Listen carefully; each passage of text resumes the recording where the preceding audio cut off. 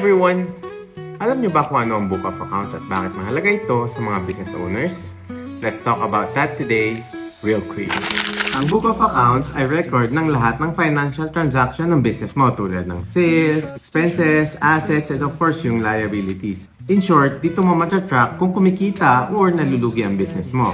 Record ito ng BIR kaya dapat updated lagi. Manual, ito yung notebook style na nire-register sa BIR. And yung loose leaf naman or yung computerized ay kung gumagamit ka ng system or accounting software.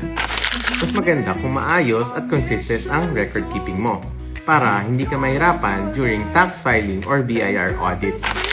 So tandaan, updated books means smarter business. In the next vlog, pag-usapan natin deeper yung kinds of books.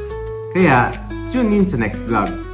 Always remember, with knowledge, there's no damage.